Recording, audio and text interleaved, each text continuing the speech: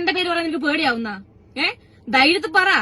ഒരാണല്ല നീ, ഒരു പെണ്ണുമല്ല നീ, മനസ്സിലായില്ലേ?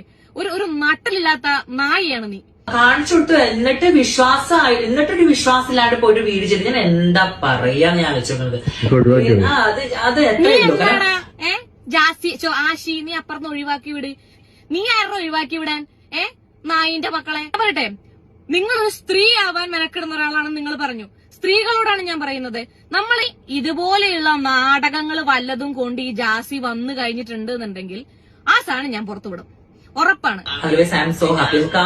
ലൈക്ക് ഒരു അമ്മ ഒരു കുഞ്ഞിന് ജന്മം നൽകുമ്പോ അത്രയും വേദന സഹിച്ചിട്ടാണ് ഒരു കുഞ്ഞ് പുറത്തേക്ക് വരുന്നത് അല്ലേ? അപ്പൊ ഉപമിക്കുമ്പോ മര്യാദക്ക് ശ്രദ്ധിക്കുക, മനസ്സിലായില്ലേ? സ്ത്രീകളെ വെച്ചിട്ടുള്ള ഉപമയൊന്നും നീ നടത്തണ്ട. നിനക്കതിനുള്ള യോഗ്യതയില്ല, മനസ്സിലായില്ലേ? സ്ത്രീകളെ വെച്ചോന് ഉപമിക്കുന്നു പ്രസവത്തിനെല്ലാം. നീ ഓൾറെഡി ഒരിക്ക മറ്റേ ഗർഭിണികളെ കളിയാക്കി അവിടെ തീർന്നിട്ടില്ല, മനസ്സിലായില്ലേ? അയ്യോ അമ്മക്ക് കുഞ്ഞിനെ കാണുന്ന പോലെയാണ് സിലിക്കോൺ വെച്ച് പിടിപ്പിച്ചത് കണ്ണാടി കാണുമ്പോ പോര. വോയിസ് റെക്കോർഡിന്റെ കാര്യം മറക്കണ്ട, കേട്ടില്ലേ?